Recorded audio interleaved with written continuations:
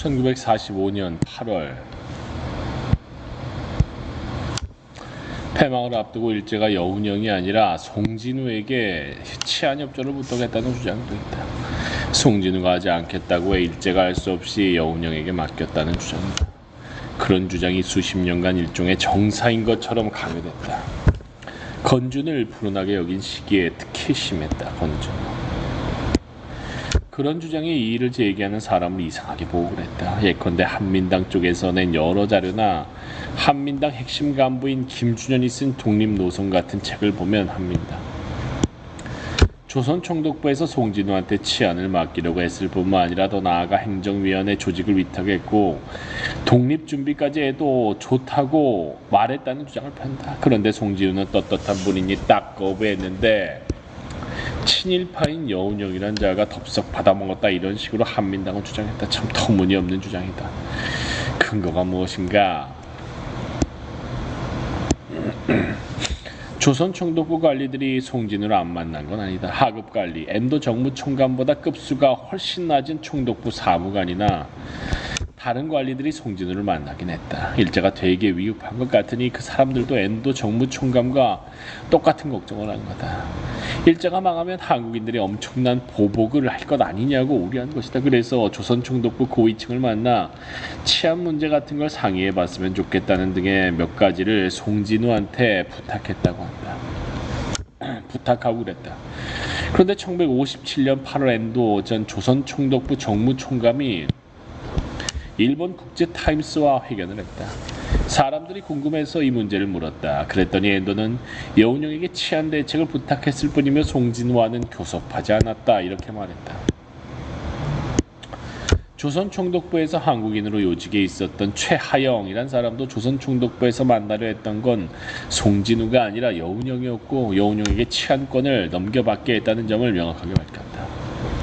송진우는 어떤 태도를 취했나? 그 당시 송진우는 그런 문제를 조선총독부와 상의한다든가 내가 치안을 맡을 테니 당신들이 총독부 고위층에 얘기해봐라 이렇게 얘기할 위치에 있지 않았다. 1944년 일제가 점점 어려운 상황에 빠지는 것을 알고 안재홍은 여운형이 들어오라고 한 건국동맹에는 들어가지 않지만 안재홍 여운형 쪽을 만나면서 해방을 준비한다. 안재홍 이때 안재홍은 송진우도 만났다. 어쨌든 송진우는 동아일보 세력 지주 부르주아를 대표하는 중요 인물로 돼 있지 않았나. 위급한 상황이니 우리가 이제 준비를 좀 해야 할 것 아니냐. 안재홍이 이런 이야기를 하니 송진우가 뭐라고 대답했느냐면 긴박한 이 시국에서 오직 침묵밖에는 이렇게 이야기를 했다. 송진우 전기에는 뭐라고 쓰여 있냐면 일제 말에 입을 펴고 누워 중병을 가장하고 두문불출할 수밖에 없었다고 쓰여 있다. 두문불출.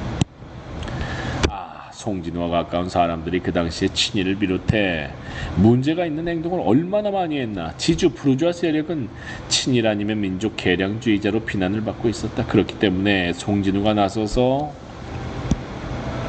조선 총독부하고 함께 뭘 한다는 건 송진우 자신이 생각해도 있을 수가 없는 것이었다.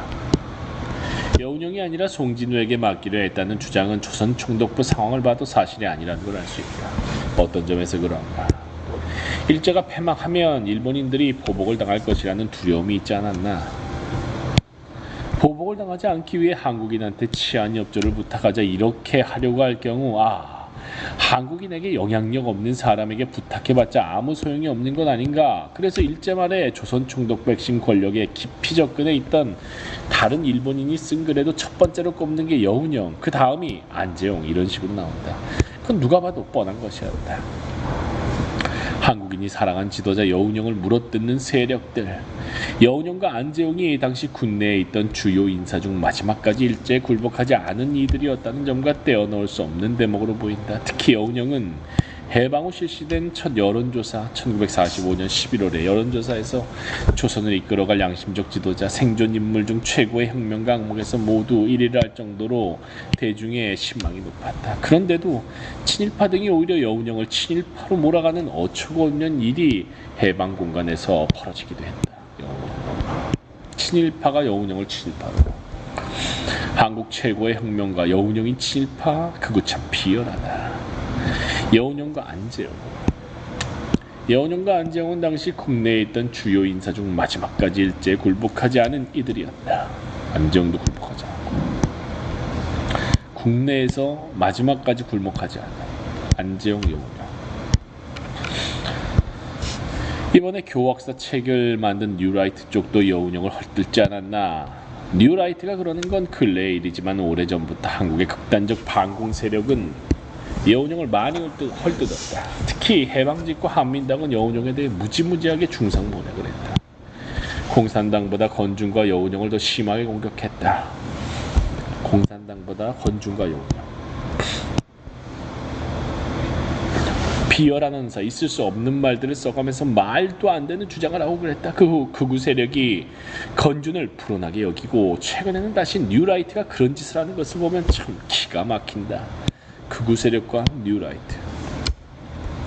교학사 고교 한국사 지필자인 권희영 한국학 중앙연구원 교수는 여운형에 대해 소련에 충실한 동맹국이 되려 한 것일 뿐 합리적 이상적 독립군 건설을 위해 노력했다는 이야기는 지어낸 것이라고 주장했다. 소련에 충실한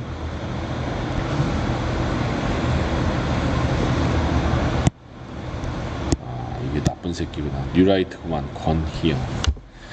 여운형이 스탈린의 선택을 받아 공산주의 국가를 세우고자 했다는 것이다. 이는 수십 년간 학계에서 쌓아올린 객관적 연구 성과와는 매우 동떨어진 주장이다. 여운형은 송진우 쪽에 어떤 태도를 취했나? 여운형이 보는 송진우. 여운형은 송진우 세력도 해방을 맞는데 동참하게 하는 게 필요하다. 해방은 좌우가 힘을 모아서 맞을 때 큰 힘으로 나타나는 거다. 이런 생각을 많이 했다. 그래서 1945년 8월 11일경에 독립선언서를 만들게 하는 등 구체적인 건국 작업에 들어가면서 12일, 13일에 송진우 쪽에 거듭 사람을 보냈다. 일제가 며칠 안으로 망할 것 같으니 함께 준비하자는 뜻이었다. 송진우 쪽에. 포츠담 선언을 일제가 수락한 것 같다고 기뜸했을 수도 있는 건데, 포츠담 선언, 한국을 독립시키려는 선언이지. 포츠담 선언. 사실 송진우도 단파 방송 내용을 알고 있던 소수 중 하나였다. 유명한 단파 방송 사건. 단파 방송 사건에 송진우 쪽이 연루됐다. 단파 방송 사건. 경성 개성 방송국에서 일하던 한국인 직원들이 미국의 단파 방송을 듣다가 1942년 말부터 43년 초 검거된 정치 문제로 비화된 사건. 그리고 8.15 바로 그날에도 여운형은 자신의 왼팔로 불리던 이 여성을 직접 송진우에게 보냈다. 이 여성을 송진우에게. 그런데 송진우 쪽에서는 분명히 거부감을 나타냈다. 중경에 있는 임정을 봉대, 공경에 높이 받든 봉대해야 한다는 것이다. 중경. 이런 주장을 한다. 난 이 봉대가 너무 심한 말이라고 보는데, 하여튼 송진우 등은 봉대해야 한다는 주장을 했다. 임시정부 이름을 빌려서 지주 부르주아 세력이 강한 한민당이 정치적인 힘을 회복해보겠다는 생각을 했던 것 같다. 임시정부의 힘을 빌려서 지주 부르주아 한민당. 나로서는 이해하기가 더 어려운 것이 한민당이 심지어 임정 측에 건준과 여운형을 근거 없이 아주 심하게 비방하는 글을 보냈다는 것이다. 한민당. 임정이 있는데도 여운형이 정부를 참칭하고 있다는 식으로 헐뜯었다. 임정이 있는데도 여운형이 정부 참칭. 그렇게까지 할 필요가 있었나 하는 생각이 들더라. 문제의 글은 중경 임시정부 인사들이 귀국하기 전인 1945년 9월 14일 한민당의 조병옥, 이 새끼도 개새끼지, 조병옥과 원세훈이 김구 등에게 보낸 편지를 말한다. 한민당은 이 편지에서 일본 총독이 여운형을 통해 친일정부를 세우려고 시도했으며 여운형이 대중을 속이고 있다고 매도했다. 건준과 인민위원회는 처음부터 좌편향 그렇지 않다. 일각에서는 여운형과 건준이 좌편향이었다고 주장한다. 뉴라이트뿐만 아니라 그 이전부터 수구 냉전 세력이 강하게 주장한 내용이다. 그게 그렇지 않다는 것은 송진우에 대한 여운형의 태도에서 잘 드러난다. 그렇지. 송진우도 포섭하려고 했을 정도면 좌편향이 아니라 그냥 건국 세력인 거야. 중도 건국 세력. 이미 건국동맹을 만들 때도 여운형은 좌우를 꽃같이 주요 간부로 놓는 것을 볼 수 있다. 건주는 초기에 좌우 연합적인 성격이 대단히 강했다. 해방 이틀 후인 1945년 8월 17일 간부를 발표하는데 좌우 연합적 건주. 이때 7명의 간부 명단을 보면 안재홍 부위원장 등 4명이 우파이거나 중도 우파다. 좌파나 중도 좌파는 3명뿐이다. 여운형은 중도 좌파다. 그만큼 배려를 많이 하면서 일했다. 그 후 건준 구성에 변화가 생깁니다. 처음에 조선총독부와 조선군사령부는 한강 이북국 당시에 서울에는 소련군이 들어오는 것으로 알고 여운형에게도 그렇게 말한 것으로 나와있다. 그런데 8월 25일 무렵부터 미군이 38선 이남에 들어온다는 소문이 확 퍼졌다고 한다. 미군이 38선. 난 이것도 이상하다. 용산에 있던 일본의 조선군 사령부는 미군이 38선 남쪽에 들어온다는 걸 알고 있었다. 송진우 김성수 쪽도 그 사실을 일찌감치 알았을 것 같은데 그렇지 못했나 보더라. 어쨌건 그 소문이 퍼진 게 자료상으로는 8월 25일, 26일쯤인 걸로 나온다. 그러면서 우파가 건준에서 우르르 빠져나갔다. 또 조선공산당 재건파가 강하게 헤게모니를 행사하면서 건준에 막 들어오기 시작했다. 우파가 건준에서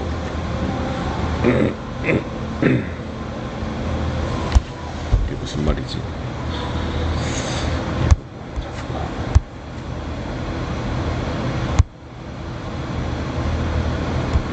처음에 조선총독부와 조선군 사령부는 한강 이북 즉 당시에 서울에는 소련군이 들어온 것으로 알고 여운형에게도 그렇게 말한 것으로 나와있다. 그런데 8월 25일 무렵 미군이 38선 이남, 한강 이북이 아니고 한강 이남이 아니고 38선 이남에 들어온다는 소문이 약 퍼졌다고 한다. 난 이것도 이상하다. 용산에 있던 일본의 조선군 사령부는 미군이 38선 남쪽에 들어온다는 걸 알고 있었다. 송진우 김성수 쪽도 그 사실을 일찌감치 알았을 것 같은데 그렇지 못했나 보더라. 어쨌건 그 소문이 퍼진 게 자료상으로는 8월 25일, 26일쯤으로 나왔다. 우파가 이제 빌붙으려고 미국 쪽에 빌붙으려고 건준과 거리를 둔 거네. 우파가 건준에서 우르르 빠져나간다. 38선 이남, 한강 이남이 아니라 38선 이남으로 미군이 들어온다는 걸 알고. 또 조선공산당 재건파가 강하게 헤게모니를 행사하면서 건준에 막 들어오기 시작했다. 조선공산당. 건준이 중요 단체니까 그렇게 한 것이다. 그 결과 9월 4일에 3차 개편을 할 때쯤엔 사실 좌편향이 됐다고 이야기할 수 있다. 우파가 상당수 빠져나갔고 안재홍도 나가면서 그렇게 된 것이다. 안재홍은 그럴 수밖에 없었을 것이다. 송진우, 김성수 쪽에서 강력하게 임시정부 추대를 밀어붙이는데 자기만 빠져버리면 우파에서 나고자가 될 수 있는 거다. 그러니 건준에서 나가서 임시정부 추대를 하게 된 거다. 임시정부 추대. 참 해방 직후 양쪽으로 갈라져서 이러는 걸 보면 너무 심하다. 각자가 자기 판단대로 움직이기 어려운 점이 있었다. 인민위원회 역시 좌편향이었다는 주장이 나온다. 인민위원회는 그 이름 때문에도 처음부터 좌편향이었던 것처럼 보이지 않나. 이에 관한 상황을 짚을 필요가 있다. 여운형이 1945년 8월 15일 엔도 정무총감을 만났을 때 첫 번째 요구사항이 정치범 등을 즉각 석방하라는 것이었다.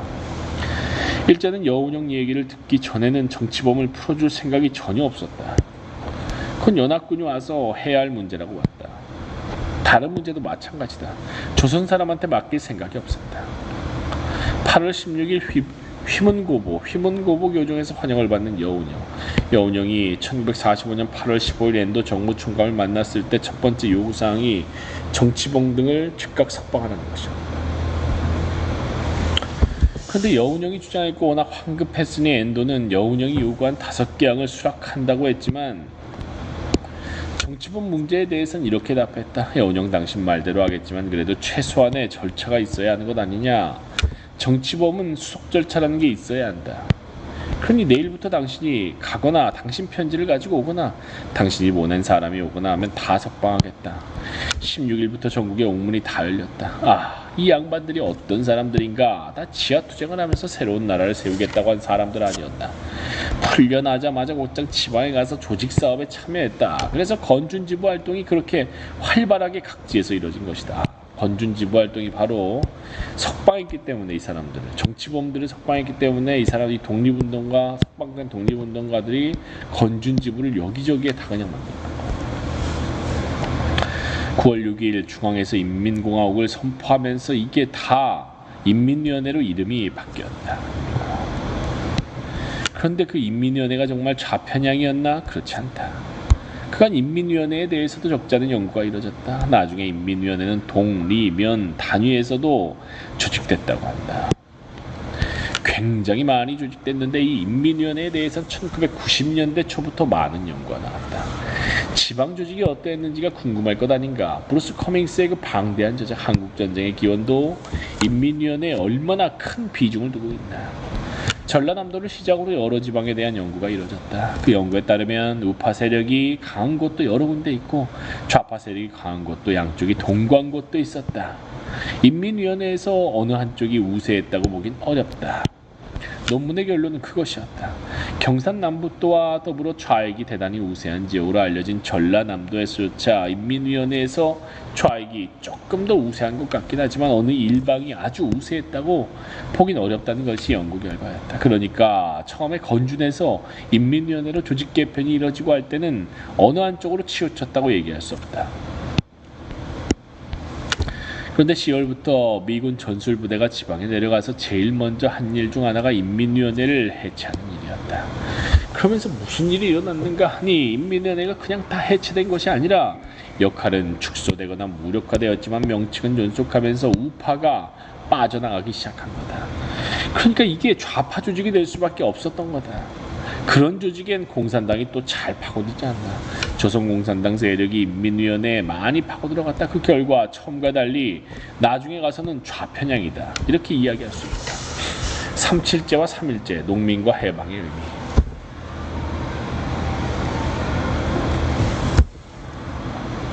지방 상황을 조금 더 짚어보자. 소작농 문제에서도 적지 않은 변화가 이루어졌다. 앞에서 많은 한국인이 해방의 뿌듯한 감격을 맛본 건 8월 16일부터 치안대가 각자에서 활동하는 걸 보면서였다고 말했다. 그에 못지않게 뿌듯한 감격을 맛보게 한 것이 3.7제였다. 이건 인민위원회가 활동할 무렵 실시됐다. 3.7제는 소작료를 소출해 3알로 하고 7알은 농민이 차지하라는 것이었다. 7알은 농민, 소출의 소작료는 3알. 당시 한국인 대다수가 농민 아니었나. 그런데 조선시대 소작제와 또 다르게 일제 식민지 지주제는 지주의 권한이 강대됐고 소작인에게 너무 가혹했다. 3.7제가 실시되니까 농민들은 이게 진짜 해방이라고 느꼈다. 우리가 소작농으로 소름을 얼마나 많이 받았느냐. 그렇게 힘들게 농사를 지어도 다 소작료로 빼앗기지 않았느냐. 그런데 7알을 우리가 차지하고 3알만 지주한테 주면 된다. 이런 세상을 만나게 됐으니 이거야말로 해방된 세상 아니냐. 이런 기쁨을 느꼈다는 것이다. 그래서 미 군정에서도 나중에 3.1제를 실시한다. 무슨 이야기냐 하면 해방을 맞은 한국 농민들의 그 기쁨을 미국도 묵살할 수 없었다는 것이다. 해방 후 한국인들이 스스로 누리고 있던 자유를 미국이 아주 묵살할 수 없었던 것하고 똑같은 일이 여기서도 일어난 거다.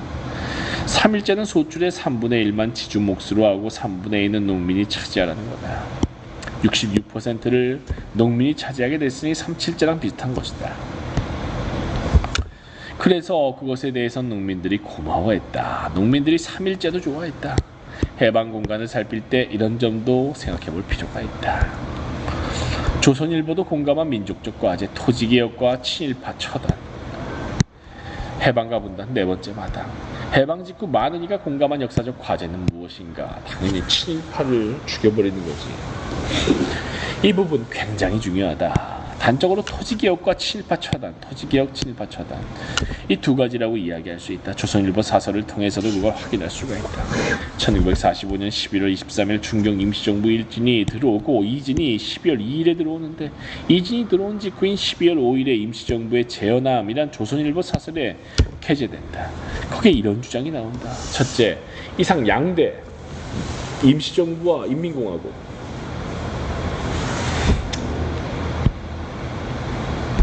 양대 세력은 어떠한 일이 있더라도 합작하여 민족 통일 전선을 왕성할 것. 둘째, 민중의 총의에 의한 민주정부여야 할 것. 이걸 가장 앞에 내세우고 있다. 당시 누구나 이야기하는 합리적인 주장이었다고 볼 수 있다. 이어서 이런 얘기를 한다. 조선에는 아직 사회적 경제적 기반이 봉건 제도를 못 벗어났으니 앞에서 이야기한 봉건적 관계로부터 해방된다. 그거랑 똑같은 이야기다. 이를 현실적으로 타파할 것. 이를 타파하자면 토지 문제가 무엇보다 선결되어야 한다. 이렇게 얘기한다. 토지 개혁을 해야 한다는 것이다. 그 다음에 넷째는 현재 민족 통일 전선에 암이 되어 있는 친일파, 민족 반역자 문제이다. 이런 도배를 신성한 우리의 건국에서 배제함으로써 후환을 단절하는데 어느 누가 찬동치 않을 것인가. 조선일보가 이렇게 딱 얘기를 했다. 요즘의 조선일보와는 사뭇 다른 모습이다. 해방 직후 토지개혁 열망이 그토록 높았던 이유는 무엇인가? 지금은 뭐 완전 개판됐지. 조선일보. 우리나라에는 참 오랫동안 소작제가 있었던 것 같다. 그런데 지주전호제, 지주에게 땅을 빌려 경작하는 사람. 지주전호제라고 불린 조선 후기의 소작제보다 일제 때 식민지 지주제가 훨씬 가혹했다. 아주 가혹하기 짝이 없었다. 1945년 12월 6일 임시정부 환영시가 행진. 임시정부 일지는 1945년 11월, 이지는 1945년 12월에 한국에 들어왔다. 어떤 점에서 그랬나? 조선에선 관습적으로 소작인한테 한번 소작지를 주면 계속 농사를 짓게 했다. 그런데 1910년 일제가 강점하는 취한 첫 번째 조치 중 하나가 지주가 소작하는 사람을 매년 바꿀 수 있다고 한 것이다. 농민의 경작권을 인정하지 않고 지주의 권한을 강대하게 해버린 거다. 일본인이 한국인의 토지를 쉽게 장악하게 하기 위한 정책이었다. 그뿐만 아니라 조선일보, 동아일보 사설 같은 걸 읽어보면 일제 때 소작료가 7알에서 9알까지 간다고 되어 있다. 7알에서. 진도의 소작제의 같은 걸 설명하면서 9알까지 되니 농민들이 어떻게 살라는 말이냐 이렇게 쓰고 있다. 도대체 9알이 어떻게 가능한 것인지 살펴봤더니만 여러 가지 빚까지 포함해 그렇게 쓴 것 같다. 예컨대 돈 문제 등 때문에 화학 비료를 안 쓰려 하는 농민에게 지주가 그걸 외상으로 쓰게 해 발생한 비용 같은 것까지 다 들어간 것 아닌가 하는 생각이 들더라. 그렇지 않고서는 9알이 될 수 없지 않나. 식민지 근대화론이 정면으로 응시하지 않은 일제 강점기의 실상이다. 그렇다. 조선 후기엔 지주와 농민이 소출을 반반 나눠 먹는 병작 반수제였는데 일제 때는 그게 아니었다. 대개 소작료가 60% 내지 70%였다. 그런 경우가 많았다. 그것도 농민이 지주한테 갖다 바쳐야 했다. 일제 때는 수리세가 큰 부담이었는데 그런 수리세에다 심지어 지세까지 농민에게 부담시키기도 했다. 지주의 권한이 워낙 강하니 이런 일이 생긴 거다. 농민들은 소작지를 떼이면 죽은 목숨 아니었나. 남부여대하고 만주로 가야 하는 것이었다. 이렇게 지독한 일제의 식민지 지주제를 맛봤기 때문에 해방이란 이런 굴레에서 벗어나는 거다. 이게 사람들에게 너무나 당연한 것이었다. 토지개혁은 어느 누구도 거스를 수 없는 흐름이었다. 한민당도 토지개혁에 직접 반대한 적은 없다. 다만 어떤 식으로 하느냐를 가지고 실질적 반대를 한 것이다. 이와 달리 한민당의 김병로 같은 사람은 이미 1945년에 소작료와 소작제 이거 완전 없애버려야 한다고 주장합니다. 그뿐만 아니라 토지를 무상몰수, 무상분배해야 한다고도 이야기한다. 한민당 중진이 이렇게까지 발언하는 것을 볼 수가 있다. 그만큼 식민지 지주제 폐해가 컸다. 거기에 한국인의 정의감까지 가세해서 토지개혁은 반드시 해야 하는 것이라고 많은 사람이 생각했던 겁니다. 친일파가 준동하면서 해방의 감격이 사라졌다. 친일파 문제도 심각했다. 정말 원성의 대상이었다. 해방 직후 친일 경찰이 80% 넘게 출근하지 않고 도망가지 않았나. 그런데 미 군정이 친일 경찰들을 복귀시켰다. 친일 광곡리를 몇 단계씩 승진시켰다. 일본인이 자리를 비우니까 그 자리에 친일파를 앉힌 거다. 패전국이자 전범국가인 독일과 일본에 대해서는 현상 타파 정책을 썼는데 한국에 대해서는 현상 유지 정책을 썼다. 미군정이 씻을 수 없는 잘못을 저지른 거다. 이뿐만 아니라 독일과 일본에 대해서는 간접 통치를 했는데 한국에 와서는 바로 미군정을 설치해 직접 통치를 했다. 미군정. 친일경찰과 관리가 미군정에서 다시 큰 소리를 치니 해방되고 불과 얼마 안 가서 해방이 아닌 것 같다는 주장이 나오는 것을 볼 수 있다. 그런데 친일파가 준동할 수 있는 기회가 또 다른 방식으로 찾아온다. 어떤 방식이었나? 하지 주한 미군 사령군이 한국의 아버니 좌익이 너무 센 것 같았다. 그러니까 하지는 좌익을 누르기 위해 1945년 9월 17일 정치단체와 정례 회견을 하겠다고 이야기해버렸다. 1945년 좌익을 누리기 위해. 이게 바로 하지의 정당 노라이다. 무슨 이야기인가 하니 정당 대표들하고 만나겠다는 거다. 그다시 정당을 만드는데 구체적인 기준 같은 게 없고 두세 명이 모여 뚝딱뚝딱 만들 수 있던 때인데 그런 정당을 만들면 그 대표가 하지를 만날 수 있다고 하니 얼마나 대단한 것인가. 이때 한 달에 40-50개의 정당과 유사단체가 생겼다고 한다. 여기에는 야심가, 불순분자 등이 대중을 이뤘다고 되어 있는데 야심가, 불순분자가 뭘 가리키는 것이겠나. 친일파를 그렇게 부른 거다. 미군이 들어오기 전 자율적으로 조직된 단체들의 좌익이 많자 급조된 정당을 양상하게 해 좌익 성향 조직의 대표성을 떨어뜨리고 무력화를 시도한 것이다. 이게 중요합니다. 좌익 성향의 정당에 이걸 무력화하기 위해서 정당은 오라 하면서 급조시켜버린 거지. 하지가 친일파들이 판을 칠 수 있게. 그런데 이 문제는 이승만이 1945년 10월 16일 귀국하면서 더 불거졌다. 어떤 식으로 불거졌나? 이 양반은 미군정의 강력한 지지와 성원을 받으면서 정당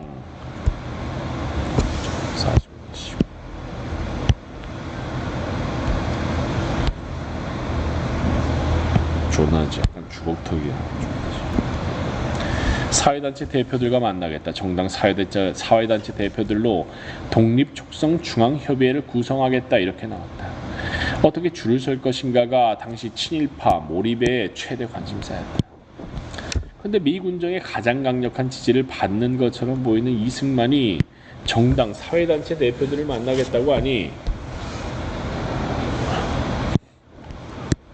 또 정당과 유사단체가 뚝딱뚝딱 만들어졌다. 독립촉성중앙협의회 조직이 해나간다고 하자 뚝딱뚝딱 만들어진 정당과 유사단체가 100개 정도로 늘었다. 이게 말이 되는 건가? 하여튼 이러면서 친일파가 준동하기 시작했다. 그러면서 10월에서 11월이 되면 해방 후 두세 달밖에 안 됐는데 사회가 굉장히 암울해진다. 해방의 감격이 점점 약화되고 역사적 의미가 퇴색되는 거다. 혼란도 심해졌다. 독립은 안 되는데 친일파는 날뛰고 화약통이 된 남한. 그렇게 민중의 불만이 쌓여 1945년만 불만 땡기면 금방 폭발할 것 같은 화약통 같은 상황이 된다. 화약통 이야기는 미국인 고위관리가 국무성에 보고한 내용이다. 한국은 정말 불만 땡기면 폭발할 것 같은 화약통이었다.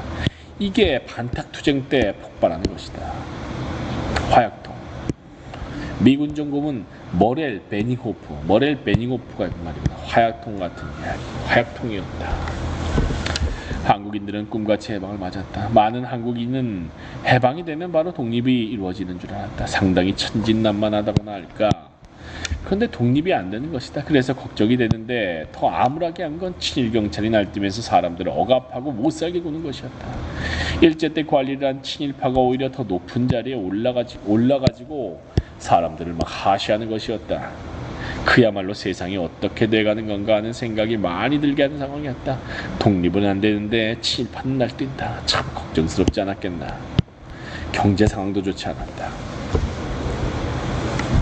그렇다. 경제 상황이 아주 나빠지기 시작했다. 제일 큰 요인은 두 가지다. 하나는 일제와 관련돼 있다. 일제 때는 놀라울 정도로 인플레이션이란 게 없었다. 그 점은 좋았다. 그런데 일제 말에 조선총독부에서, 정확히 말하면 조선은행에서 화폐를 엄청나게 찍어냈다.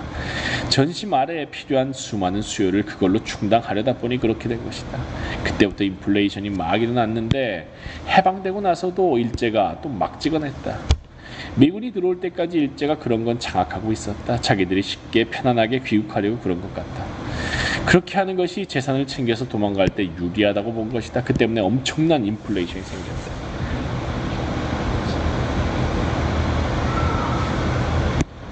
돈을 막 찍어내는 게 왜 편안하지? 이게 왜 유리하지? 재산 챙기는 게.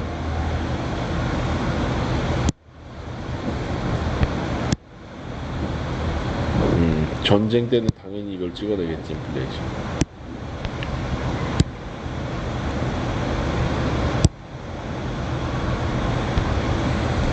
왜 이게 인플레이션 일으키는 게 왜 유리했을까? 다른 하나는 무엇인가? 한국은 일제 말에 지독한 통제 경제였는데 미군전이 그런 한국 실정을 모르고 미국식으로 자유경제를 실시해버렸다. 해방 직후 처음엔 일본인들이 자기 나라로 돌아가려고 공장에 있는 물건 같은 걸 막 팔아먹어서 어떤 물품은 한국인들이 싸게 사기도 했는데 미군정의 조치 후 물건이 귀하게 됐을 뿐만 아니라 몰입꾼이 날뛰기 시작했다. 생필품을 쟁이기만 하면 일제말보다 훨씬 큰 돈을 번다는 이런 분위기가 되어버렸다. 그래서 몰입꾼이 당시 친일파 못지않게 욕을 많이 먹었다. 특히 쌀 문제가 심각했다. 일제 때 우리가 쌀을 얼마나 못 먹었나. 해방된 해에 흉년이던 북한과는 달리 남한엔 풍년이 들었는데 12월 말이 되면 시중에 쌀이 잘 보이지 않게 된다. 그해 10월 미군정이 식량 통제 제도를 폐지하자 몰입꾼이 쌀을 팍팍 긁어 쟁여둔 거다. 그러자 미군정은 한국인들이 제일 싫어하는 것을 실시하게 된다. 일제 말에 쌀을 공출하면서 말 그대로 팍팍 긁어가지 않았나. 그 때문에 한국인들이 얼마나 심하게 금지했나. 그런데 미군정이 이름을 바꿔서 미국 수집령을 내렸다. 미국 수집령. 그러니 누가 거기에 응하려 하겠나. 더군다나 1946년 7월 8월이 되니까 하곡, 보리와 밀처럼 여름에 거두는 곡식, 하곡 수집령까지 내렸다. 일제 때도 하곡 수집령은 없었다. 양식이 거의 바닥이 나는 보릿고개를 가난한 농민들이 보리로 넘긴다는 걸 일제도 알았기 때문에 거기까지 공출을 안 한 거다. 근데 미국은 워낙 다급하니까 그것마저 공출하라고 한 것이다. 이게 1946년 9월 총파업과 10월 항쟁이 일어난 주요 원인 중 하나다. 공출. 하곡 수집령이 파업의 근원이 됐구나. 9월 총파업과 10월 항쟁. 9월 총파업과 10월 항쟁에 대해 일각에선 여전히 좌익의 이념 투쟁이라는 식으로만 간주한다.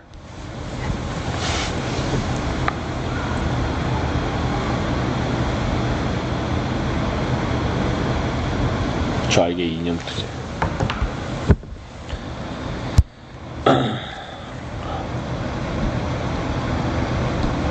그토록 심했던 경제난을 생각하지 않을 수 없다. 9월 총파업 초기엔 좌익인 조선노동조합 전국평의회 전평뿐만 아니라 우익인 대한독립촉성노동총연맹 대한노총에 속한 노동자까지 가담했다. 노동자들이 도무지 생활할 수가 없게 된 것이다. 10월 항쟁의 경우 쌀 품귀를 포함한 생활고가 큰 이유였는데 이에 더해 친일파, 그 중에서도 친일경찰에 대한 강한 적대감이 작용한 것을 많이 볼 수 있다. 그리고 해방이 됐는데 독립은 안 되는 데서 비롯된 암울함이 겹치면서 일어난 것이다. 1946년 물가는 1944년에 비해 92배로 오른 데 비해 1945년 5월과 46년 5월의 임금을 비교하면 물가 상승분의 13분의 1밖에 오르지 않았다. 여기에다 쌀 자체를 구하기 어려운 지경이 이르면서 9월 총파업이 일어난 무렵 서울은 물론 전국 곳곳에서 쌀을 달라는 시민들의 시위가 벌어졌다. 쌀 문제를 해결하지 못한 미군정에 대한 불만에서 비롯된 쌀 파동이었다. 역사를 바꾼 신탁 통치. 좌우익은 왜 그토록 싸웠는가? 모스크바 상상회의 얘기네. 해방과 분단 5번째마다. 해방 공간의 결정적 국면 중 하나가 모스크바 삼상회의. 모스크바 삼상회의 1945년 12월 모스크바 삼상회의 결정을 둘러싼 논란이다.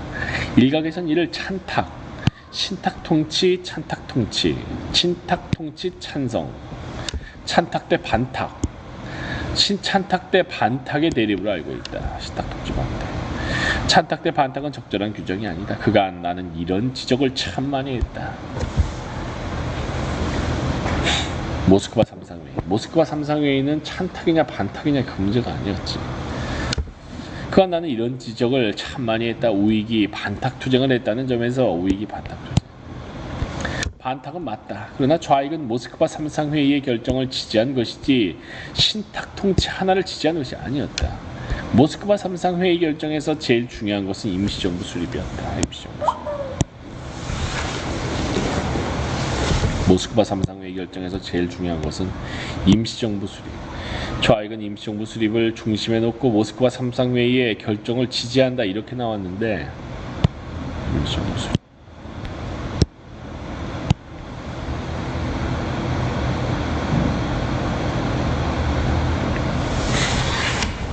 좌익은 임시정부 수립을 중심으로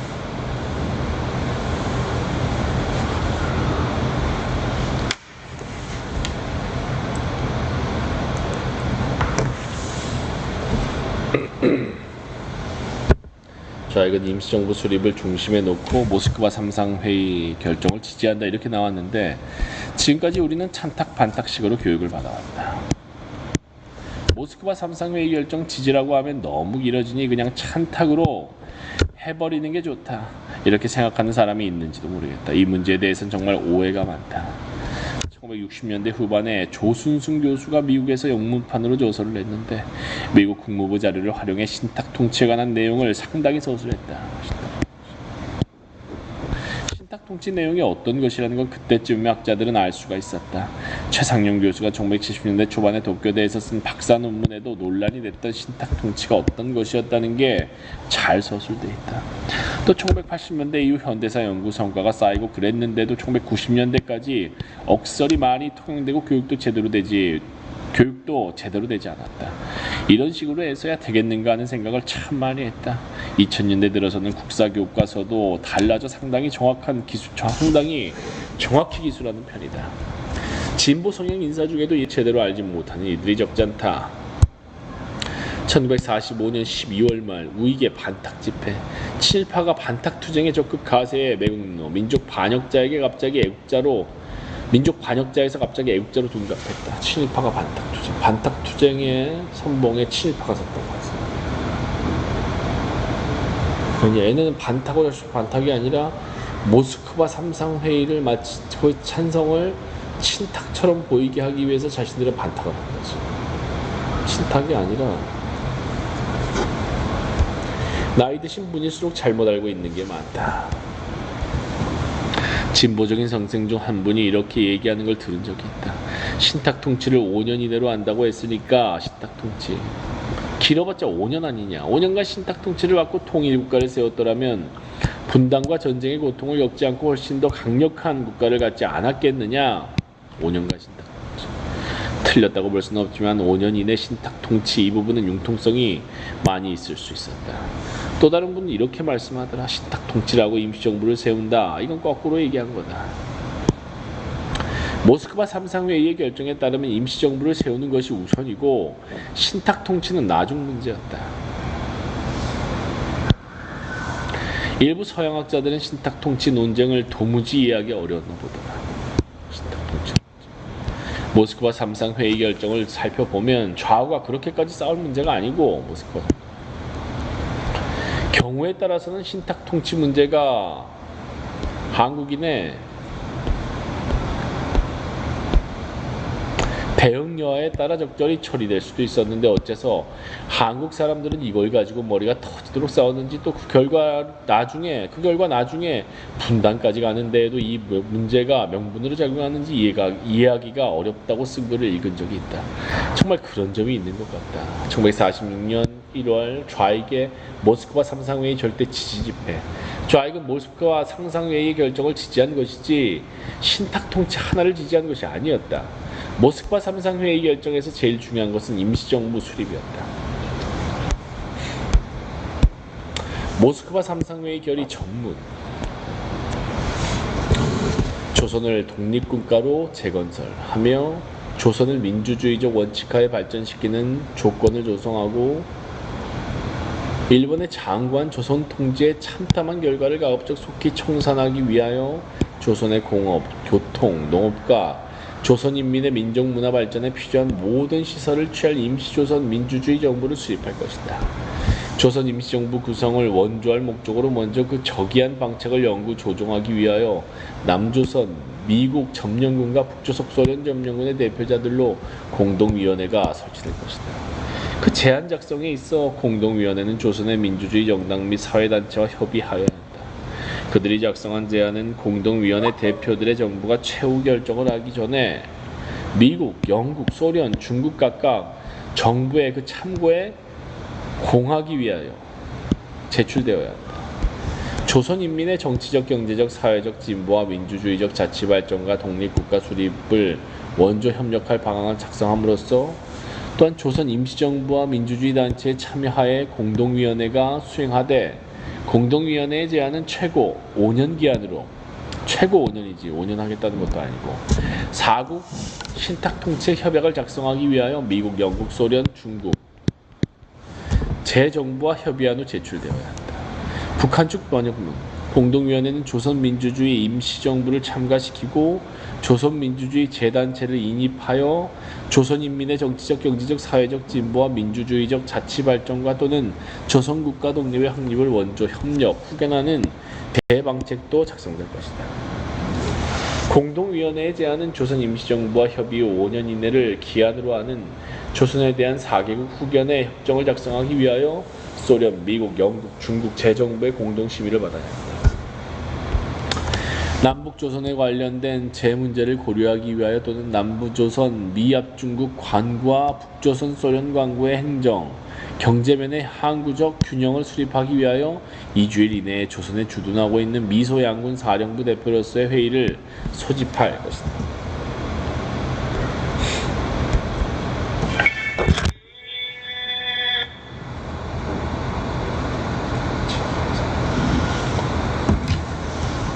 여기까지. 아니야, 1분은 79쪽 41분부터 41분.